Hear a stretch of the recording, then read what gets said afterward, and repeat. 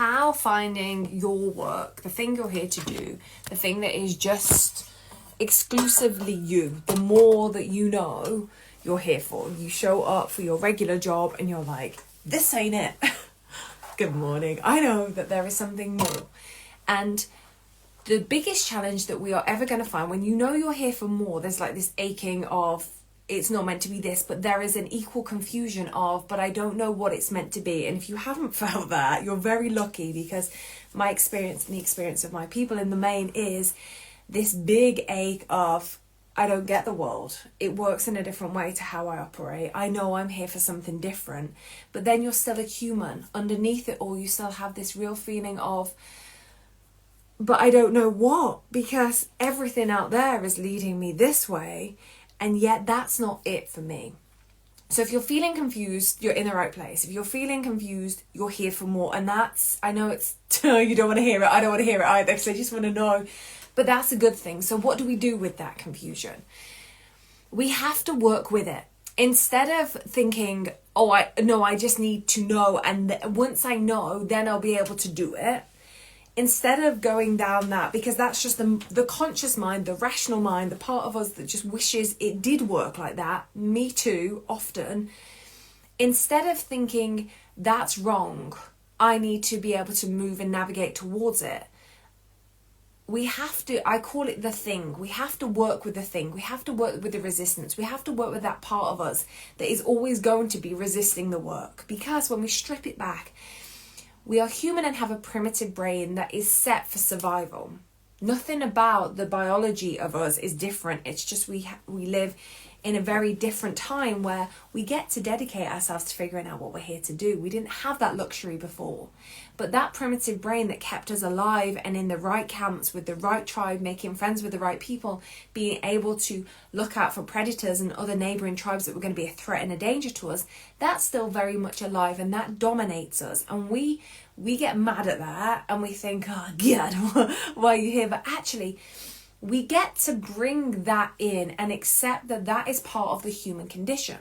So if we start to be able to be more accepting of the humanness of us, and the fact that this clarity that we're waiting to descend to enable us to go all in on the thing and the work that we're here to do, if we can make, not peace with it, I'm not at peace with it, I'm not all right with it, but if we can know that that is the way that the work transcribes into reality, it kind of gives you a little bit of breathing space. That's all we need.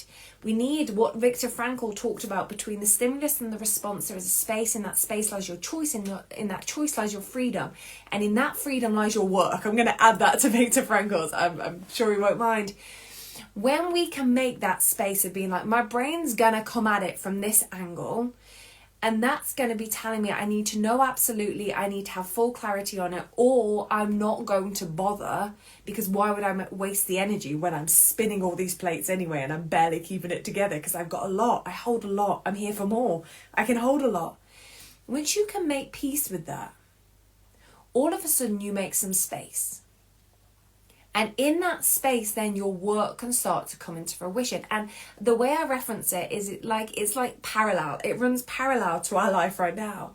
So for me at the beginning of this, I was a teacher, and I realised, oh my God, this isn't it. My body literally stopped working. I had this mental breakdown, but I'm so high functioning that I didn't actually have a mental breakdown. My body had to stop working. For me to reevaluate, this can't be it, there's more. What am I actually here to do? I don't know. Being in a classroom with 30 little people at you all the time is amazing. It doesn't give you much space to work parallel. And then you come home and the house and the husband, and I had baby twins at the time, and it was a lot. So the idea of even entertaining this, the resistance was like, are you kidding? You're gonna die. And I'm like, I know, it feels like I might sometimes. But that's the only way it gets to work. We want, what the brain tells us we want is, we want this divine download where the heavens open, we get this shockwave or a whisper in our heart of like, this is why you're here, and this is how you do it. And that's just not the reality. The reality is, parallel play and learning to play again, like I forgot entirely, being able to entertain this idea and hold both, that I have to hold shit down in my life and still be a human and do all these things, and have this resistance and saying you should know your thing, why don't you know your thing, you're here for more, you idiot. And it didn't matter what I tried, I'd be like, oh, maybe it's this, I'll try this career or this career or this. It's like, oh, I'm just doing the same thing and not getting any results. All of a sudden I had to stay still there and be like, okay, I don't know, but I know I'm here for more. What if I started playing like parallel play that felt nothing like play? I was like, this feels awful. I don't want to do this. The resistance was high, and yeah, I allowed myself to. I forced myself to. I didn't get out my own way, but I recognized I was very much in my way, and I wanted to do everything in my power to start to let this grow. And your work is like a fire, and it never, ever, ever goes out. You're here with it, and this is where it gets woo, and I can't believe I speak like this, but it's written within you, and you know it. And we think that the work is doing this bit, like figuring it out and landing on it and knowing what it is. But the actual work is being like, God, I hate that I hate that it's not this way. But there's this little ember, and that's all it is. There's this little ember inside me that keeps squealing, you're here for more, it's not meant to be this, go about it differently. And you're like, I can't, because I have a human brain and it just wants the answer. It's like, I know, but trust me. And when you start paying attention to that little ember, and you start like giving it a little blow, and you know when you blow it and it just lights up a little bit, and you get that feeling of, oh, maybe then, okay.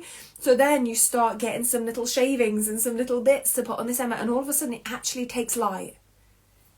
And you're like, fuck, there's an actual fire there.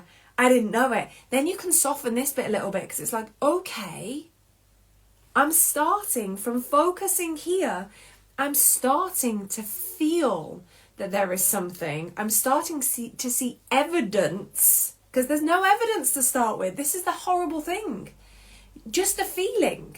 That's everything that you're going on. And all the ways you've done it before haven't worked. They've given you gifts along the way and lessons, but you don't want them.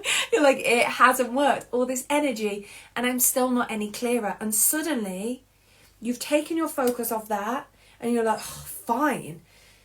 This weird lady says the focus here, so I'm gonna try it. And you blow it, and it starts a fire, and then you have evidence. The second you have evidence, all of this quietens, like, oh, okay, maybe we are gonna get some of this from doing this.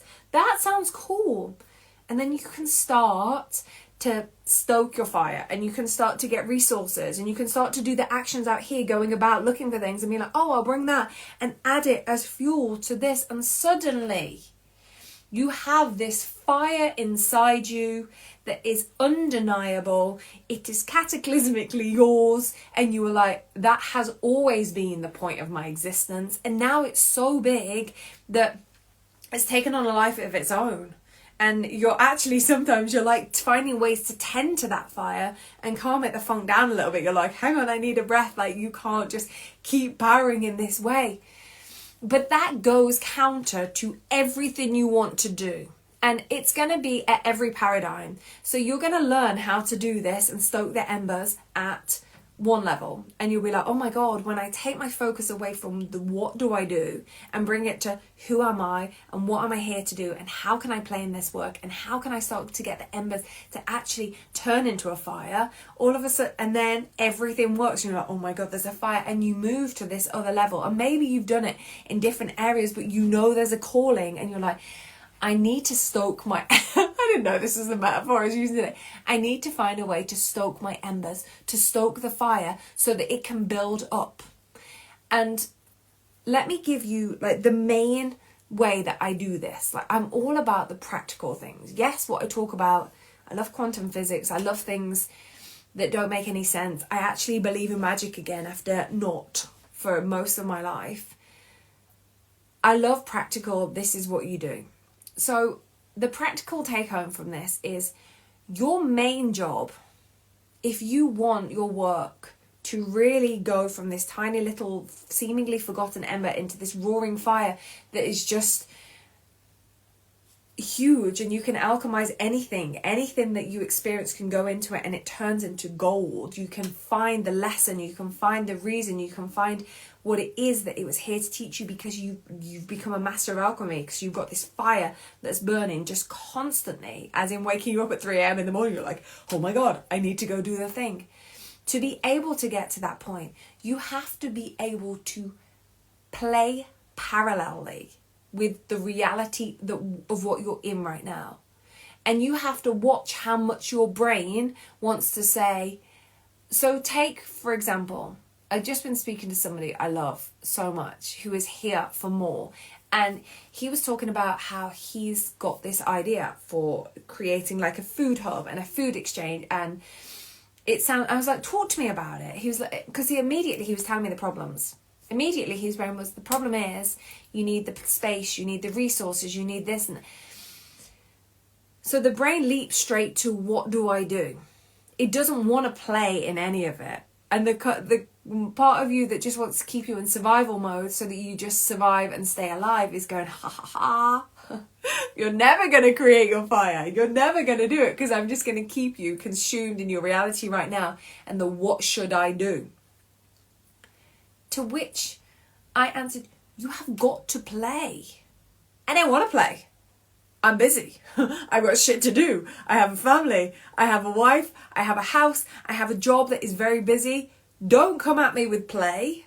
I feel the same, just so you know. Still now, I have to remind myself, like, don't forget to play. Don't forget you're meant to enjoy your life, Emma. Oh shit, yes. You need to play with that concept. So if the concept, getting to know your concept is very important. That's what the clarity work is all about. So if you're feeling like, I have no idea what I want to do, Clarity Code is going to be most helpful to you, because it will bring you to the clarity of, it's kind of in this ballpark, maybe. The Clarity Code will give you more a context of, it's always meant to be around this. Okay. So once you have this concept of, it's always meant to be around this, then you're asking yourself, but how do I play here? When all I want to do is figure it out and get it to work so that can be my work. And I don't need to work so bloody hard and it feels way nicer. That's the outcome you're going to inevitably get. But the only way it gets to be is when you invite play into it. So what could play look like if we were using that food hub as an example? It would look like starting if I was going about it and I was like, how do I play here? I would start reviewing food. I love food. I've made 2 soups for my weekend retreat and I'm very excited about trying them both today. I'm going to have like a brunch and then a late lunch. And then maybe I'll have my favourite for tea. I made a lot. I digress. I would do food reviews. I would start a Facebook page, I would start an Instagram page, and I would go around and I would become my own food reviewer. And I would just be talking about food in ways that feel good. I'd be looking for the foods that feel good for me. I'd be going to the vegetarian and the vegan options, and I would be looking at all the places that feel good. That's play. And the mind's like, you don't get to play. You need to figure out the thing. It's like, you can only figure out the thing through play. Or you can just go back to being really frustrated and resisting any kind of steps towards your work. Keep coming back to that when the brain is coming in, being like, I don't want to. I know, me neither. But then I start the food blog. And then the more I was thinking about this, I was thinking, well, once you started the food blog and you go into different places, because you eat out anyway, you have takeaways anyway, why not take a cool picture and write something up? Practice writing skills. That's always a helpful tool.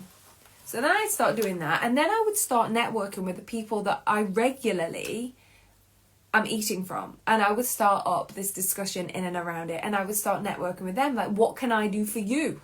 Because we forget that when we're so focused here. What like, I want to do this. It's like, oh, the world doesn't work like that. The world gives as you give. So going toward them and being like, what can I give to you? I'm so busy. Yes. Do you want your more? I'm always catching my own brain. And what can I give? How can I give? What would that look like? Okay. And the more that you are giving to these people in this service, all of a sudden they're interested in you. You're a helpful ally. You're somebody that they want to be around. You make their work feel bigger on some scale. And I don't know what your clarity code is and what the coding of you is. I mean, we can find out, but I don't know specifically, but you're here for something, some kind of gift that can give very specifically. So you give to that, if we're using the food restaurants as a starter, you give and you give and you give without expectation. And the quicker you give without expectation, the quicker the return you get. But you can't give to get a quick return, because then it takes even longer. It's like riddles all the way through. That's why it has to be fun. That's why you have to want the riddles. And then suddenly they're like, this is cool, like what we've got going here. And suddenly you have one person that wants to be part of your food hub. And maybe you do a little something with them. You do a little pop-up, you do a little something. And the brain's like, I don't want a little something. No, you don't. Because you have a conscious brain and it wants to skip to the end of the 10-year plan and have the outcome. Well, it won't ever happen, even after 10 years, if you don't approach it from this play. And then suddenly, you've got the two of you and they're like, oh, I know such and such, they've got this, we could bring them in. And you're like, that sounds amazing. How can I gift and give to them? And you do. And all of a sudden you're building this network out of nothing, out of you writing reviews and using the skills that you are born with to be a helpful human. And all of a sudden this idea that's been this intangible thing starts to grow and build legs. And you're like, well, this is coming together rather nicely. This could act, and then at that point, this could actually be a business. This could actually be a thing. This could actually, but you've played parallel. And yeah, it takes time and energy, and you're busy, like me, being a school teacher, being a mama of newborn twins. Playing parallel at that time was very tricky. And yeah, now this is my full-time work. I don't have to be a school teacher anymore, which is I miss the kids. I do keep thinking, should I go back just to... But I don't need to do that now, because I was willing to parallel play, and I was willing to allow this to grow into what it was meant to, by going about it with this energy of how do I give, how do I be of service, how do I share this knowledge that I've learned from one of the worst experiences of my life, so that people can cut out all of that bit and just land in the work that they're here to do and know how to go about growing it. All of a sudden, when you approach it from this playful, open, how do I give energy, that fire gets really bright and really intense really quickly. And then with the clarity from clarity coding and knowing the thing, the resistance that has been in your way right from the get-go, you have created something very profound. And then you know exactly what to do with it. You know how to create it into an enterprise, into a body of work, into something to then take out into the world. But only then. If this sounds like, yes, but that is loud. If that part of you is loud at the moment, I've created a free 10-day experience. I'm going to be 40. And in the essence of like giving, I wanted to give to people, because sharing our knowledge and sharing our resources is so important. I am 40 on the 1st of March, St. David's Day. My grandpa was Welsh. We're all thrilled that I was born on that day. I'm giving away this experience, and we're going to be together it's going to be a 10-day Telegram experience where I'm going to take you through how to spot that resistance, how to see how it's in your way, how to see how it's stopping your work being able to be birthed. It's not about the parallel play. So if that bit sounds too much, we're not doing that.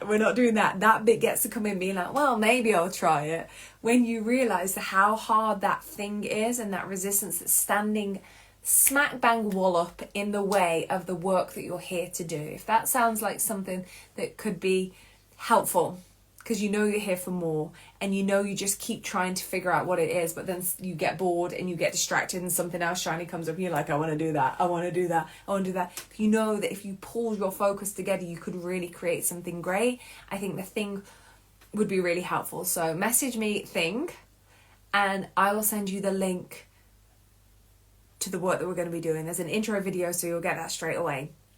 And then we're going to dive into the playbook and to the Telegram experience, and I've got some pre-recordings. It's a proper experience that I want you to leave me like, and I didn't have to pay like that. What it's one of the best things I've ever made outside of the Fine Formula. That's still my baby, but it's really cool. So if you'd like to join us, don't worry if you can't show up live or this and that. There's no live elements. It's all in Telegram. It's pick and choose and show up as and when it feels good for you.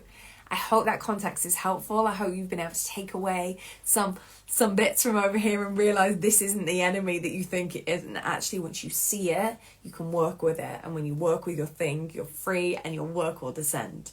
If you want more details, send me the word thing. I'll send it to you. Did I say thing? I think I did. Just let me know.